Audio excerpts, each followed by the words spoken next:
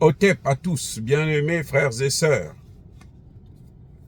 Assimi Goïta réitère sa confiance à Vladimir Poutine. Il renforce le partenariat avec la Russie dans les domaines clés: défense, sécurité, enseignement, santé, exploitation des mines. C'est désormais la Russie qui exploite les mines, le lithium malien. Ça va continuer. Ça veut dire quoi? C'est pour ça que vous voyez les Français sont en train de pleurer par-ci par-là. L'OTAN pleurnichait. Il pleurniche là, tout ce monde-là. Par-ci par-là, à cause des matières premières.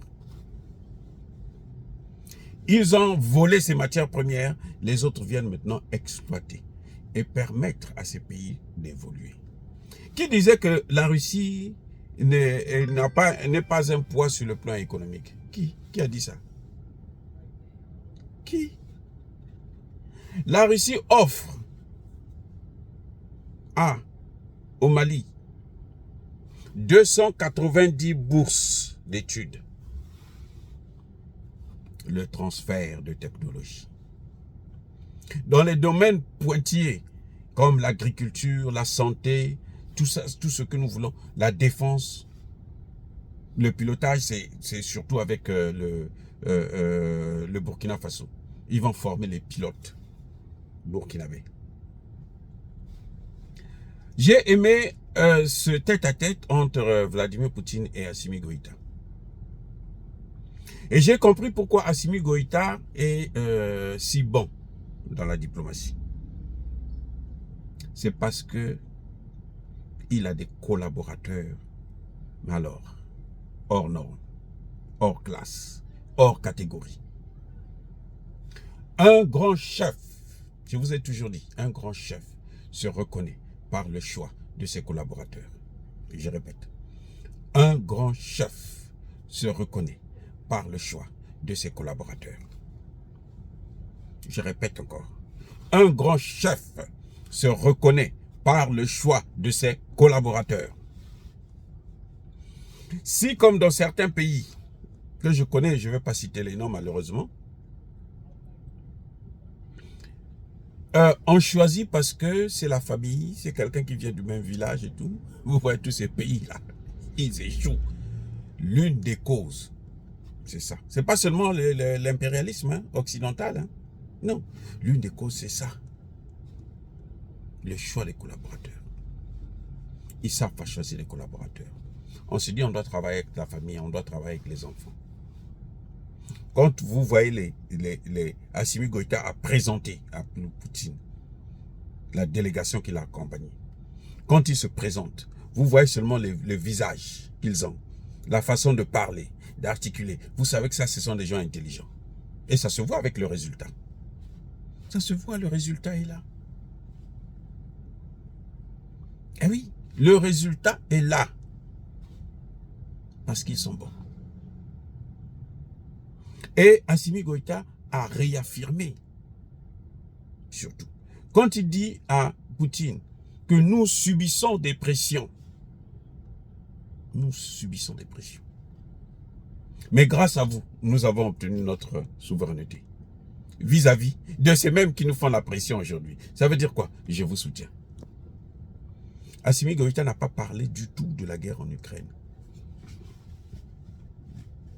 Alors que beaucoup de vieux chefs d'État sont venus là pour lui parler de la guerre en Ukraine, en dehors de Biya.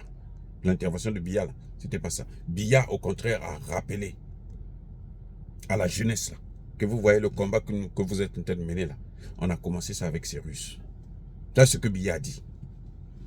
Mais pour la plupart là, qui disaient, ils se cachent derrière les céréales pour dire non, il faut arrêter cette guerre, comme ça, le marché international et tout, et sa sécurité à lui. Pourquoi vous venez parler de la guerre en Ukraine? Vous ne parlez pas de la guerre au Soudan. C'était l'occasion de demander à Poutine, mais comment on peut faire? Comment pouvez-vous nous aider pour la guerre au Soudan? Comme Ibrahim Traoré a dit, le Niger, regardez le Niger là. La population veut que vous puissiez intervenir. Qu'est-ce que vous pouvez faire? Il a préparé le terrain pour le général Tchiani. Ça a été la diplomatie. Il a préparé le terrain pour son frère. Les Macky Sall viennent. Non, ils viennent vous parler des grains. Sous prétexte, les grains qu'on demande, Poutine a beau leur dire. Mais c'est comme s'ils étaient des muets, des sourds. Poutine leur a dit que non, mais moi j'ai signé les accords là, c'était pour vous. Mais vous n'avez rien reçu. Mais je ne peux pas re-signer encore les accords pour que vous puissiez rien recevoir.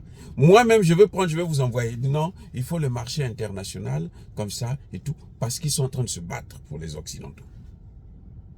Macky Sall est en train de faire ça pour que les Occidentaux le laissent brimer Sonko. C'est ça le problème. Macky Sall se bat là, parce qu'il veut que les Occidentaux le laissent gérer l'histoire de Sonko là seul. Ça, c'est la diplomatie. Ça, c'est la politique. Mais Assimi Goïta n'est pas venu vous parler de la guerre en Ukraine parce que lui-même, il est en guerre. Il est en guerre contre les mêmes Occidentaux qui font la guerre à Poutine. C'est ça le problème. Et c'est ça qui était avantageux. C'est ça que j'ai apprécié. Et c'est ça aussi que j'ai apprécié dans le face-à-face entre Poutine et Traoré. Parce que Traoré aussi n'a pas parlé de la guerre en Ukraine. Alors que les autres là, eux, c'est l'Ukraine. Ce qui les intéresse, non, arrête la guerre là, comme ça nous on va manger le blé. Mais non, c'est pas la guerre là qui est la cause du blé. Poutine vous a déjà dit ça et vous a répété ça 1001 fois. Pourquoi vous insistez? Donc c'était formidable ce face-à-face. Là encore, Assimi Goïta a marqué des points sur la diplomatie et je comprends pourquoi. Maintenant je comprends pourquoi les Occidentaux pleurent, se battent pour reprendre le Mali. Parce que c'est les mines là. Ils ne vont plus exploiter ça. Hein. C'est la Russie, c'est la Chine, c'est l'Iran. Ce n'est plus les Occidentaux. Ils ont tout perdu. Dire cela, c'est inciter à la haine ou à la violence. Non. Écoutez bien, mes frères et sœurs. Yaba colère, veille. On ne se fâche pas ici. On parle, on débat. Soyez bénis. Je persiste ici, je signe. Soyez abondamment bénis par le Dieu de Kémit. Mais que tous ceux qui persécutent le continent africain le pillent et le déstabilisent. Qu'ils soient noirs, blancs, chinois, arabes, indiens, qui qu'ils soient maudits, punis, foudroyés, neutralisés, effacés, écrasés par le Dieu de Kémit et par nos ancêtres angélisés. Vive l'Afrique éternelle, j'ai dit et j'assume.